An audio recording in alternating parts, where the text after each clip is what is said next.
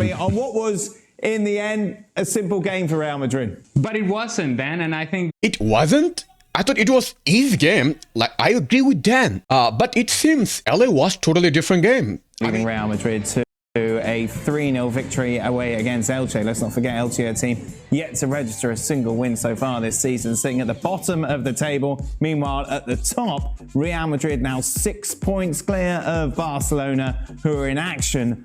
So, looking at the table, we are 6 points ahead of Barcelona, who is going to play Villarreal tomorrow. And also, there is a slight possibility that Barcelona might draw or lose against Villarreal, because every time they lose El Clasico, they seem to struggle the match afterward. Ali, on what was, in the end, a simple game for Real Madrid. But it wasn't, Dan, and I think... It wasn't? I thought it was easy game. Like, I agree with Dan. But it seems LA was totally different game. If you just talk about performance-wise, it was one of the best game Real Madrid played this season, if not the best. That's the thing about this match, that going into halftime, it was all Real Madrid all the time, and you guys just highlighted the VAR decisions, correctly so. And then you go into halftime, you think, well, it's only a matter of time until Real Madrid just score a couple of goals and it's 3-0 game, set, match. And yet, at the start of the second half, Real Madrid showed no intensity, no energy whatsoever, and Elche had a couple of chances, real chances. Lucas Boyer has a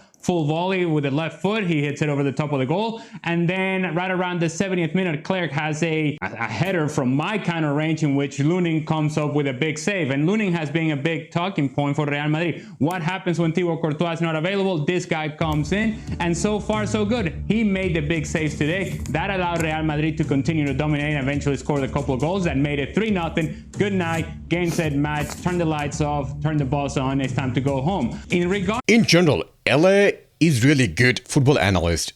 99% of the time, his analysis is really good.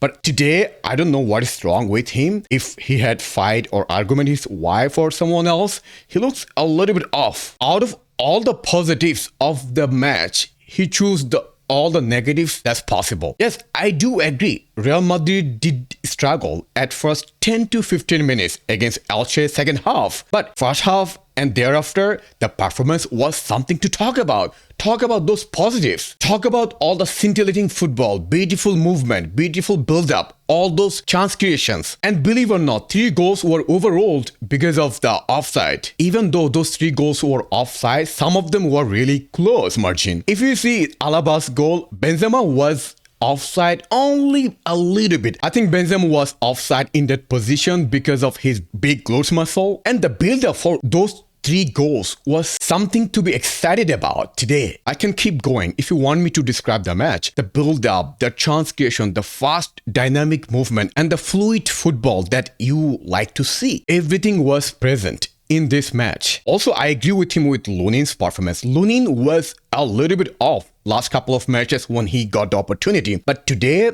he showed that he can perform at highest level. If I'm not mistaken, today he had 2 or 3 really good saves, and those are really important saves. As to the bigger picture for Real Madrid, what I think is really important about this game is the decision-making from Carlo Ancelotti, and understanding that this may be a period of time in which Real Madrid wins the league. Yes, this early on may be a period of time where Real Madrid wins the league by putting pressure on Barcelona. Barcelona already has plenty of pressure on them. But you didn't see Carlo Ancelotti making all sorts of changes. No, just a couple of changes, but overall, yet another strong 11 from Real Madrid, knowing full well that you get 3 points today, you put that pressure on Barcelona and see Barcelona can answer that call. So today, Tchouaméni was rested, and other than that, the squad, the starting lineup was pretty solid. So I think Carlo was right to field a strong 11 and to get the result. Additionally, this game became easy because Real Madrid scored early. This is the secret of beating this smaller team. You have to score early and you can control the game. That's how you can beat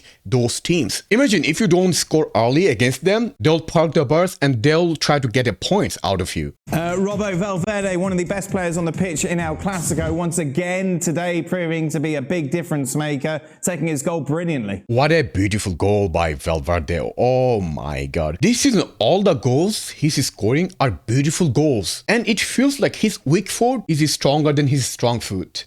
He certainly did, and he was playing a different position today. He was playing on the right-hand side of a central midfield three, and again, he dominated the play with his movement, his passing, his running off the ball. It's a great finish, as you just saw there.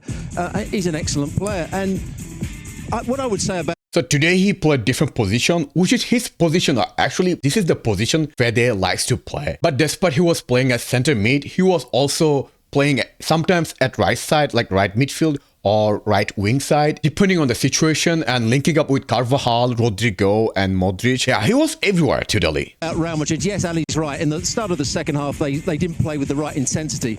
But at the start of the game, when you thought they might be a bit lethargic, they might have thought as though they've won the big game at the weekend and this should be easy. I thought they played at a good tempo. They won the ball back in good areas. Their combination play, again, as you've just seen in those goals and the goals that were disallowed, was outstanding. They were an absolute joy to watch at times. Modric, Kroos playing as the holding midfield player, switching the play, Carvajal breaking forward, the combination between Benzema, Vinicius Jr., Modric as well.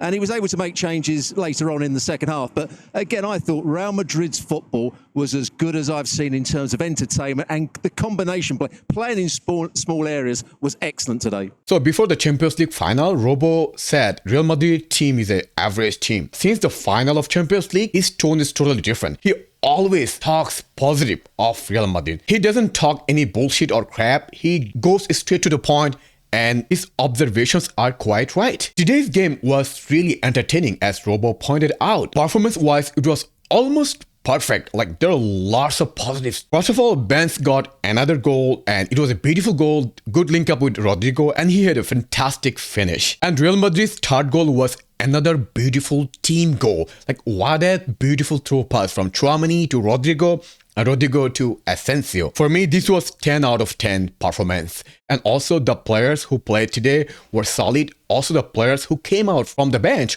also played superb.